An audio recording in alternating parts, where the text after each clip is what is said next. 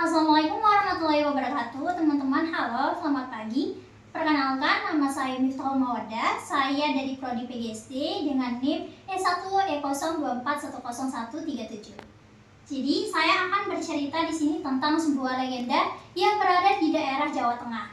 Nah, legenda ini yang bernama Jaka Tarub dan 7 orang bidadari. Pada zaman dahulu kala, hiduplah seorang pemuda yang bernama Jaka Tarub. Ia tinggal di sebuah desa di daerah Jawa Tengah. Ia tinggal bersama ibunya yang biasa dipanggil Mbok Milah. Ayahnya sudah lama meninggal. Jaka Tarub dan Mbok Milah setiap hari bertani padi di sawah. Jaka Tarub adalah seorang pemuda yang juga sangat senang berburu. Ia juga merupakan seorang pemburu yang handal. Keahliannya itu ia peroleh dari mendiang ayahnya. Jaka Tarub sedari kecil seringkali diajak berburu oleh ayahnya. Pagi itu, Jaka Tarub telah bersiap untuk pergi berburu ke hutan. Busur, panah, pedang, pisau telah disiapkannya dengan baik. Ia pun lalu berpamitan kepada Mbok Milah. Mbok Milah pun terlihat biasa-biasa saja melepaskan kepergian anaknya. Ia berharap anaknya itu membawa seekor menjangan besar yang bisa mereka makan beberapa hari ke depan. Tak memakan waktu yang lama, Mbok Milah pun akhirnya memasuki kamarnya. Ia pun bermaksud untuk beristirahat sejenak sebelum berangkat menuju ke sawah. Maklumlah ya, Mbok Milah itu sudah tua. Tak memakan waktu yang lama juga di tengah hutan, Jaka Tarub telah berhasil memanah seekor menjangan. Hatinya pun sangat senang. Ia pun segera memanggul menjangan itu di pundaknya dan bersiap-siap untuk segera pulang. Nasib sial rupanya datang menghampirinya. Ketika sedang asik berjalan, tiba-tiba muncul seekor macan tutul di hadapan Jaka Tarub. Ia pun terlihat sangat panik. Macan tutul itu bersiap untuk menyerang Jaka Tarub. Ia pun lalu melepaskan menjangan itu dari pundaknya dan mencabut pedang dari pinggangnya.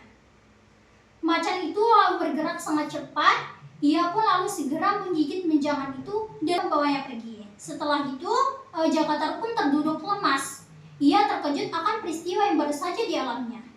Ia pun lalu berniat beristirahat sejenak dan akhirnya berjalan lagi. Ketika sudah selesai beristirahat, ia pun berniat untuk berjalan kembali dan ketika sedang asik berjalan, ia menunggu, namun tak seekor hewan buruan pun yang melintas di hadapannya. Hari tak terasa sudah semakin meninggi. Akhirnya Jaka Tarub pun memutuskan untuk pulang walau dengan tangan hampa. Ketika mulai memasuki desanya, Jaka Tarub melihat begitu banyak orang yang berjalan tergesa-gesa menuju ke arah yang sama. Ia pun tertegun memandang rumahnya yang sudah nampak dari kejauhan. Begitu banyak orang yang berkerumun di depan rumahnya. Hatinya pun mulai terasa tidak enak dan ia pun lalu segera berlari menuju ke arah rumahnya. "Ada apa ini?" tanyanya setengah berteriak. Orang-orang pun langsung terkejut dan menoleh ke arahnya. Pak Ranu yang adalah seorang tetangganya yang sedang menunggunya juga akhirnya datang menghampiri Jaka Tarub dan menepuk-nepuk pundaknya. "Yang sabar ya nak," katanya sambil menuntun Jaka Tarub untuk memasuki rumahnya. Mata Jaka Tarub pun langsung tertuju pada sesosok tubuh yang terbujur kaku di atas dipan di ruang tengah. Beberapa detik kemudian, akhirnya Jaka Tarub tersadar bahwa ibunya sudah meninggal dunia. Jaka Tarub tak sanggup menahan air matanya. Ia termenung memandang wajah Mbok Milah. Ia merenungi nasibnya yang kini hanya hidup sebatang kara. Ia juga menyesal belum bisa memenuhi keinginannya untuk berumah tangga dan menimang cucu. Namun semua tinggal kenangan. Kini ibunya telah beristirahat dengan tenang. Ketika sepeninggal dari ibunya, Jaka Tarub pun mulai mengisi hari-harinya dengan berburu. Hampir setiap hari dia pergi berburu ke hutan. Hasil buruannya pun selalu dibagi-bagikan ke tetangga. Jaka Tarub itu berburu hanya untuk menghilangkan kesedihannya. Seperti pagi itu, Jaka Tarub bersiap-siap untuk berburu ke hutan. Ia pun dengan santai berjalan hutan Wanawasa karena hari masih pagi. Setelah sampai di hutan pun, Jaka Tarub hanya menunggu hewan buruan yang lewat di depannya. Tak terasa hari sudah menjelang siang, namun tak seekor hewan buruan pun yang didapatkan oleh Jaka Tarub. Ia justru lebih banyak melamun. Karena rasa haus yang baru saja dirasakannya, Jaka Tarub pun berniat untuk melangkahkan kakinya menuju ke arah Danau Toyoni. Ketika hampir sampai di Danau Toyoni, Jaka Tarub pun menghentikan langkahnya karena telinganya samar-samar menangkap suara gadis-gadis yang sedang bersenda gurau. Mungkin ini hanya khayalanku saja, mana mungkin ada gadis-gadis bermain-main di tengah hutan belantara begini, pikirnya heran. Dengan mengendap-endap, Jaka Tarub pun mulai melangkahkan kakinya menuju ke arah Danau Toyoni. Tapi suara gadis-gadis itu semakin lama semakin terdengar jelas.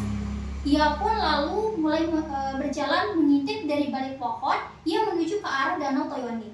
Dan alangkah terkejutnya ia menyaksikan ada 7 orang gadis cantik yang sedang mandi di Danau Toyoni itu. Hatinya pun berdegup sangat kencang.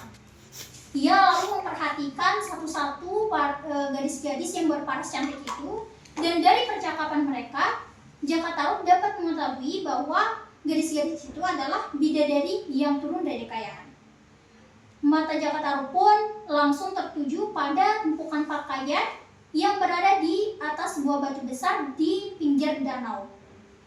Lalu ia melihat pakaian-pakaian itu berwarna berbeda. Jika aku mengambil salah satu pakaian ini, mungkin yang punya tentu tidak akan bisa kembali ke kayangan, gumamnya dalam hati. Wajahnya pun lalu dihiasi dengan senyuman, manakala ia membayangkan gadis yang ia curi pakaiannya itu bersedia menjadi istrinya. Dengan hati-hati ia berjalan menuju ke arah tumpukan itu. Jika para gadis itu menyadari kehadirannya, tentu semua rencananya akan buyar. Akhirnya Jaka Tarub pun telah sampai di tumpukan itu dan mengambil baju berwarna merah. Setelah berhasil, Jaka Tarub pun akhirnya buru-buru menyelinap ke balik semak-semak dan bersembunyi. Tiba-tiba seorang dari bidadari itu berkata, "Ayo kita pulang sekarang. Hari sudah hampir sore." "Iya benar, kita harus pulang sekarang. Tapi matahari terbenam," katanya. Lalu para bidadari itu pun keluar dari dalam kolam dan mengenakan pakaian mereka masing-masing. "Di mana bajuku? Siapa yang mengambil bajuku?" tanya seorang bidadari dengan suara bergetar menahan tangis. Di mana kau taruh bajumu, Nawangwulan?" tanya seorang bidadari kepadanya. "Di sini, sama dengan baju kalian," katanya sambil menangis. Ia pun terlihat sangat panik. Tanpa bajunya, mana mungkin dia bisa kembali ke kayangan. Apalagi selendang yang dipakainya untuk terbang pun ikut teraib juga. Karena baju Nawangwulan tidak dapat ditemukan, ia pun akhirnya mencari dan masuk kembali ke Danau Toyoni. Teman-temannya yang lain pun akhirnya membantu ia untuk mencari dan menemukan bajunya. Namun usaha mereka itu sia-sia karena Jaka Tarub telah membawa baju Nawangwulan untuk kembali ke rumahnya. Akhirnya seorang bidadari pun berucap, "Nawangwulan, maafkan kami. Kami harus segera kembali ke kayangan sekarang dan meninggalkanmu di sini karena hari sudah menjelang malam." Kami hanya bisa melambaikan tangannya sambil memandang teman-temannya yang terbang perlahan meninggalkannya. "Mungkin ini memang nasibku menjadi penghuni bumi," pikirnya sambil bercucuran air mata. Ia pun terlihat sangat berputus asa. Lalu tanpa sadar ia lalu berucap, "Barang siapa yang bisa memberiku pakaian, akan kujadikan ia saudaraku bila ia perempuan. Tapi bila ia laki-laki, akan kujadikan ia suamiku." Jaka Tarub ia memperhatikan gerak-gerik Nawangwulan sedari tadi, akhirnya tersenyum senang. Ia lalu keluar dari tempat persembunyiannya dan berjalan menuju ke arah Danau Toyoni. Ia membawa baju dari mendiang ibunya yang diambilnya tadi dari rumah. Seraya baju itu ia letakkan di sebuah batu besar dan berkata, "Aku Jaka Tarub, aku membawakan pakaian yang kau butuhkan. Ambillah dan pakailah segera. Hari sudah hampir malam," katanya. Lalu ia pun pergi menuju ke arah balik pohon tempatnya bersembunyi dan menunggu Nawang Wulan di sana. Setelah tak lama kemudian Nawang Wulan pun datang menemuinya dan ia pun berkata, "Aku Nawang Wulan, aku adalah bidadari yang turun dari kayangan dan tidak bisa kembali ke sana karena bajuku hilang." Ia mengucapkannya sambil memperkenalkan diri dan ia pun memenuhi kata-kata yang diucapkannya tadi. Ia tanpa ragu bersedia menerima Jaka Tarub sebagai suaminya. Hari sudah berganti hari, bulan berganti bulan, tak terasa kini rumah tangga Jaka Tarub dan Nawang Wulan sudah dikaruniai seorang putri yang diberi nama Nawangsi. Tak seorang tetangganya pun yang mengetahui siapa sebenarnya Nawang Wulan karena Jaka Tarub mengakui bahwa istrinya itu adalah seorang gadis yang berasal dari sebuah desa yang jauh dari kampungnya. Sejak menikah dengan Nawang Wulan, Jaka Tarub pun merasa sangat bahagia. Namun ada satu hal yang mengganggu pikirannya. Ia merasa heran kenapa padi di lumbung mereka tidak berkurang walau setiap hari dimasak. Semakin lama padi di lumbung mereka semakin lama semakin meninggi. Lalu kemudian suatu pagi Nawang Wulan pun berniat untuk mencuci di sungai.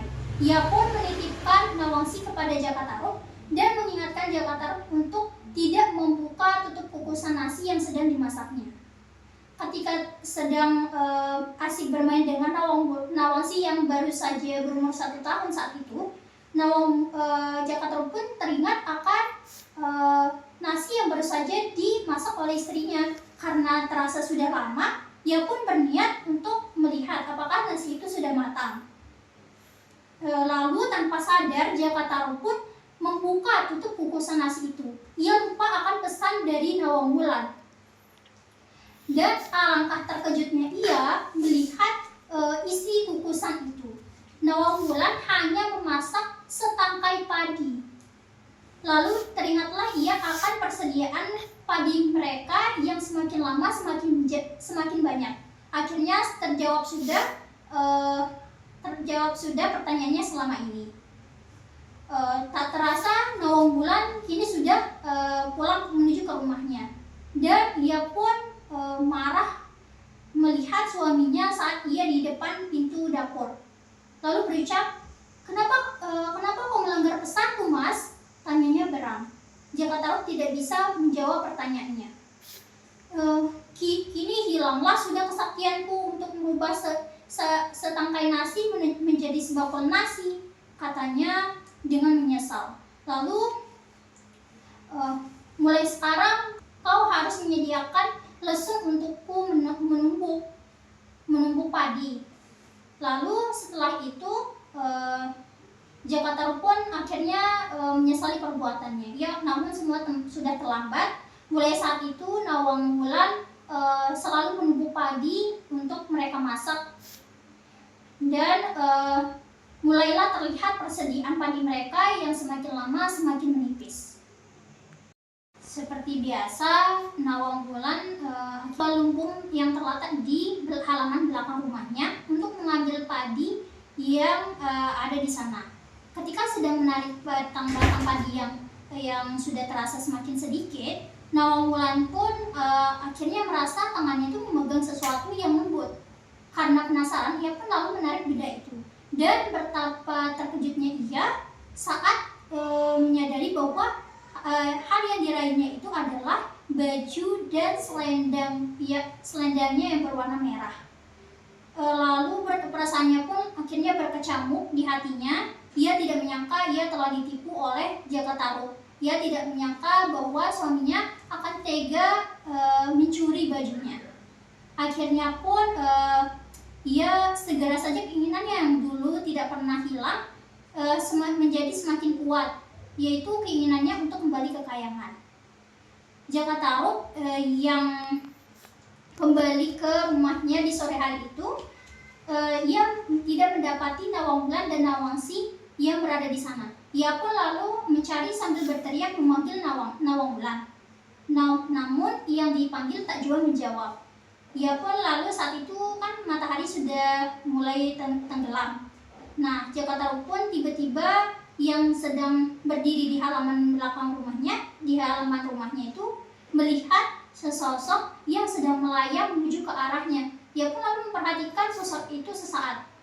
Dan ia pun lalu terpana. Beberapa saat kemudian ia lalu menyadari bahwa sosok itu adalah Nawangwulan yang sedang menggendong Nawangsi. Nawangwulan terlihat sangat cantik, lengkap dengan baju dan selendangnya yang berwarna merah. Nawangwulan akhirnya berhasil menemukan bajunya yang sudah lama hilang, dan ia pun bergetar. Jaka Tarub pun baru menyadari bahwa hal ini berarti rahasianya itu sudah terbongkar.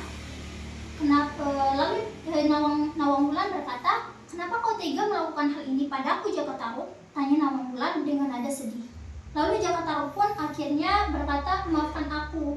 Hanya itu kata-kata yang dapat diucapkannya. Sekarang kau harus menanggung akibat dari perbuatanmu, Jaka Tarub. Mulai saat ini aku akan kembali ke kayangan karena aku ini adalah seorang bidadari. Tempatku bukan di sini," katanya. Jaka Tarub pun akhirnya tidak bisa menjawab. Kamu harus mengasuh Nawangsi sendirian. Mulai saat ini kita bukan lagi suami istri," katanya Nawangwulan dengan tegas. Ia pun lalu menyerahkan Nawangsi yang saat itu sedang tertidur lelap di pelukan Jaka Tarub. Anak kecil itu tidak menyadari bahwa sebentar lagi ia akan berpisah dengan ibunya. "Namun betapapun kau menipuku, Jaka Tarub, Nawangsi tetaplah anakku. Jika ia ingin bertemu denganku suatu saat nanti, maka bakarlah batang padi, maka aku akan turun menemuinya," katanya sambil memandang Nawangsi. "Namun hanya satu syaratnya. Kamu tidak boleh bersama Nawangsi ketika aku menemuinya. Dia harus sendiri di dekat batang padi yang dibakar," katanya. Lalu Jaka Tarub pun tidak sanggup menahan kesedihannya yang sangat. Ia ingin terlihat tegar, namun ia menyatakan kesanggupannya untuk tidak bertemu lagi dengan Nawangwulan. Akhirnya ia melihat Nawangwulan sudah terbang pergi menjauh, meninggalkan mereka berdua sambil ia mendekap Nawangsi. Semua kesalahannya pun itu tidak bisa dimaafkan, tetapi ia hanya bisa melakukan satu hal, yaitu merawat Nawangsi seperti pesannya Nawangwulan saat itu. Baik, hanya itu saja. Terima kasih. Assalamualaikum warahmatullahi wabarakatuh.